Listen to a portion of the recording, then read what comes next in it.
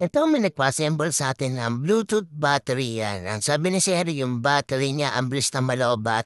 At siyempre, pinakita ni Sir yung volts ng battery niya. Kaya gumawa na tayo. Setup natin 3S2P, 3 series to parallel. Una natin gagawin yan, spot weld tayo sa negative side. Yan, negative, tas balik rin natin. Magsiseries naman tayo dito, series connection. Spot weld tayo sa positive, tapos dito naman sa negative, para mag-series siya. Ito tutorial to para sa mga beginner na gusto matuto na mag-setup na mga 12 volts battery yan. Depende na sa inyo kung ilang parallel ang gagawin niya. Pwede kayong mag-add dyan ng 3S3P, 3S4P, 3S5P, 3S1P, pwede rin yan. At ito na yung unang series connection natin yan. Positive, tapos negative yan. Pagdidigitin lang natin yan, spot weld ulit tayo dyan. After natin may spot weld to yan, break ulit natin para sa pangalawang series connection natin. Yung mapansin niya meron tayong positive dyan. Spot weld natin yan, tapos i-connect natin dun sa katabing negative yan. Ito step by step, sana magtunan mga gusto mag-DIY. Yan, spot weld natin, tapos ulit natin yung negative side naman ulit. Tapos isi-series na natin yan. Ibig sabihin niya, nakabuo na tayo ng 3S niyan. Mag-spot weld na lang tayo ulit dun sa ilalim para sa positive side naman ng battery. At ayan, ito na pang series natin.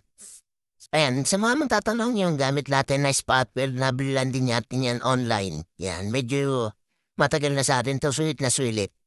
At parang hindi ko alam, parang nasa 1.4 yata yung price nito.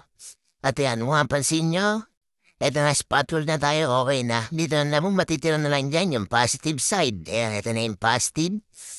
Kung mag-spot weld kayo, mas maganda yan ganyan. Medyo may sobra yung nickel dun sa negative. Tapos B1, B2, tapos dito naman sa may B positive. Kasi dyan natin itatap yung BMS.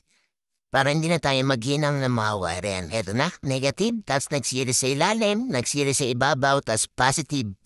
Ito ay yung connection natin sa may BMS. Yung unang spot weld natin sa may negative, yan mapansin niya. Pinakasulat dyan na 0 volts, yan negative. Unang series naman natin dito, 4.2 volts. Tapos na naman sa taas, yung pangalawang series natin, 8.4 volts. At ito naman yung positive, B positive. Kaya nakabuo na tayo ng 12 volts battery. Ang damit nating battery dito, lithium-ion 21700, 5,000 mAh per cell. Kaya ang total capacity niya ay 10,000 mAh yan. Mag-a-add kasi ang connection natin ay 3S2P. Yan, 3 series, 2 parallel. At ito babalutan na natin. Yan, ito pinassemble ni Sir to para dun sa Bluetooth speaker niya na talagay dun sa kanya ay parang 4,000 mAh lang. Kaya ito upgraded na to, yung battery na to. May kasama tong charger yan para mas mabilis na mag-charge kumpara dun sa may old na charger ng Bluetooth speaker ni Sir. Sa mga magtatanong location ng Sir Tangos, Baliwag, Bulacan, pipipin nyo o Save Tangos, Baliwag, Bulacan. Pag nasa usib ka natin, kilas tapat makita may shop natin dyan, JM Repair Shop. May mga stock tayo ng battery, lithium-ion 8650. Lipo 4 battery, may stock din tayo dyan, pwede kayo mag-walk-in. Pwede rin ng COD shipping yan, mag-PM lang po tungkol sa mga battery yan para mapag-usapan natin yung mga price at yung mga details.